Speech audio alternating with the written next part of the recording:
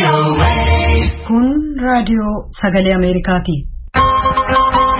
Raadiyoon Sagalee Ameerikaa wixataa qabee hanga jimaataatti galgala keessaa sa'a 2:00 jalqabee hanga sa'a 3:00 meetir baandii 22, 25 irratti Washington DC irraa kan dabarsu sagantaa afaan Oromoo amma jalqaba.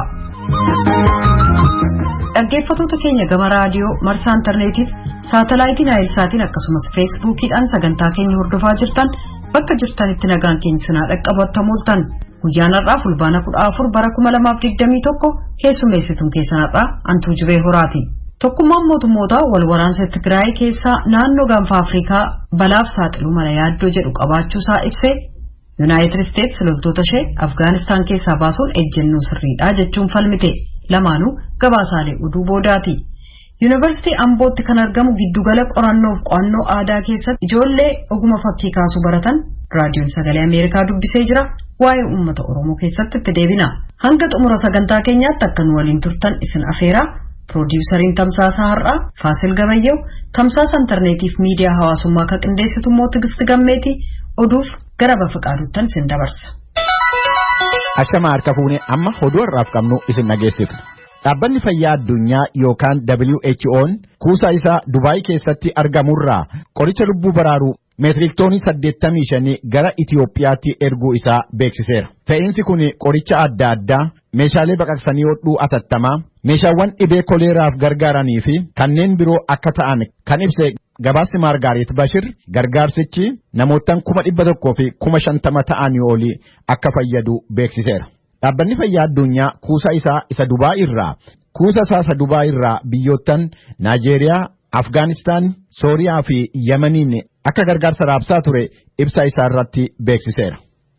Haalli gargaarsa namoomaa Tigraay keessa jiru yaaddessaa ta'uu isaa Komishiiniin Mirga Namoomaa Itiyoophiyaa ibsa sanbata darbe baase keessatti beeksiseera. Ibsa komishiinichaa hordofuudhaan Kennedy Abaatee VOA'dhaaf akka gabaasetti naannoo Tigraay bakkeewwan tokko keessatti tajaajilli ibsaa deebi'eera.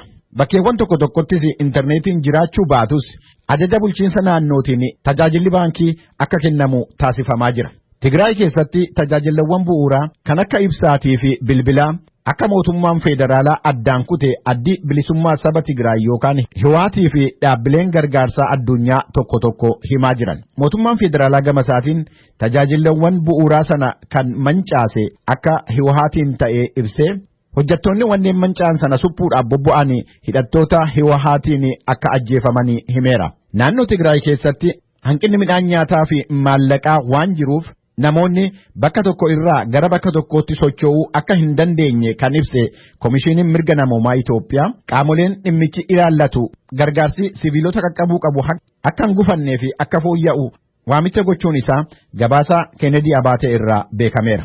Karaa biraatiin barreessaan muummee mootummoota gamtoomanii Antooniyoo Guutereez dheengadda gabaastuu VOA Maargaaret Baashirii wajjiniin haasaa godhaniin rakkoon kaaba Itoophiyaa jiru qawweedhaan fal argachuu akka hin dandeenye gareen lamman amma ammaatti waan hubatan natti hin fakkaatu jechuu isaanii gabaasni Kennedy Abaatee qopheesse ibseera.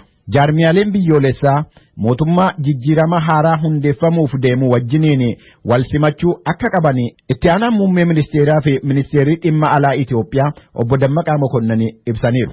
Obbo Dammaqaan kan kana dubbatan leenjii guyyaa 10 fi dippiloomaatota biyyattii biyya adda addaa irratti bobba'anii jiranuuf kennamu yemmuu banani akka ta'e gabaasaan VOA Mallaskaachuu Ammahaa gabaaseera.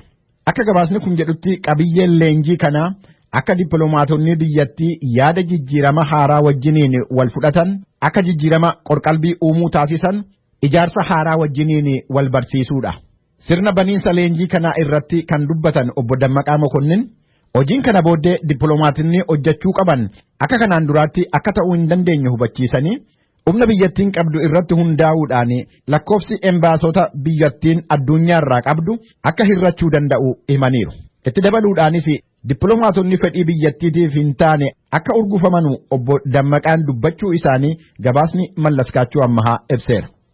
Zoonii Gondar Kaabaa aanaa Daabaat keessatti haleellaa hidhattoonni adda bilisummaa uummata Tigraay raawwataniiru jedhameen namoonni miidhaan irra ga'ee qe'ee isaanii irraa buqqa'an akka gargaarsi namoomaa taasifamuuf gaafachaa jiru.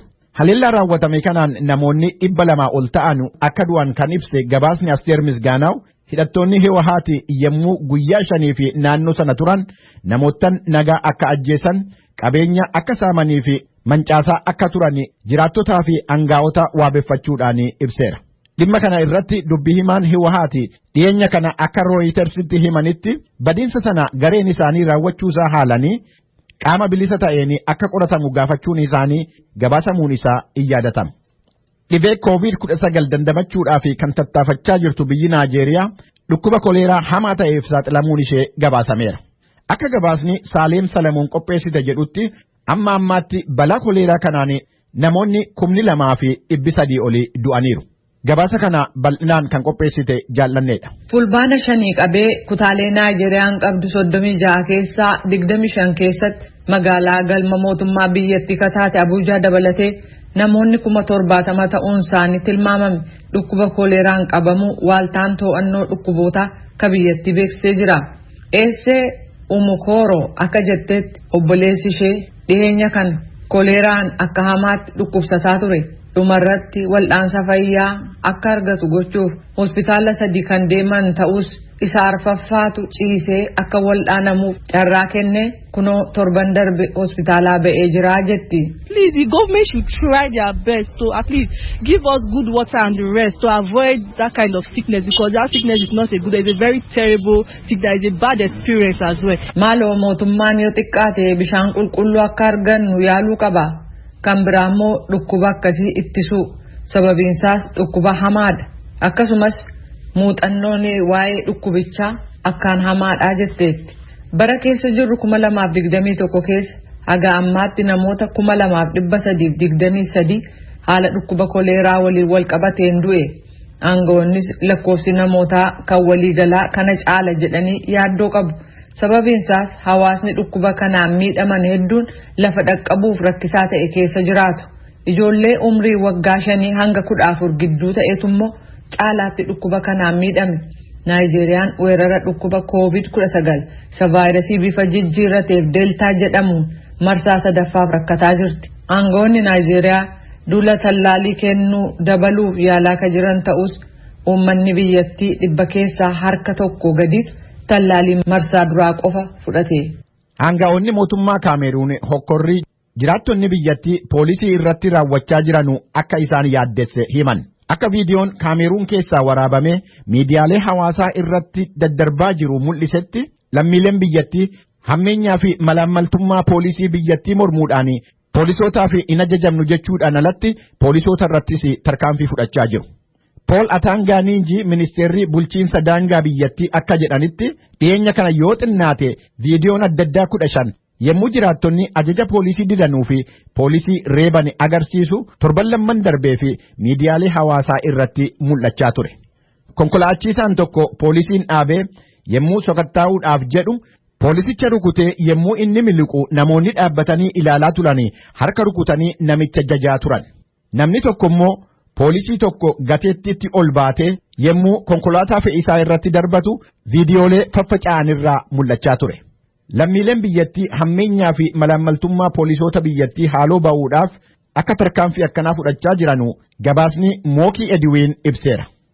Kun sagalee raadiyoo Ameerikaati. Gareen beektota talaallii addunyaa yaada talaallii COVID-19 isa dabalataa yookiin isa marsaa 3ffaadhaaf kennamuu qabu jedhame mormaniiru. United States fi biyyoottan biroo adda addaa yommuu talaallii marsaa 3ffaa kennuudhaaf murteessaa jiran kanatti qorannoon beektotaa barruuree Medical Journal irratti ba'e immoo talaalliin marsaa 2ffaa fi amma ammaatti kenname akka namoonni vaayirasii COVID-19 dandamatan gochuudhaaf waan danda'uuf al 3 fudhachuun barbaachisaa miti jedhaniiru.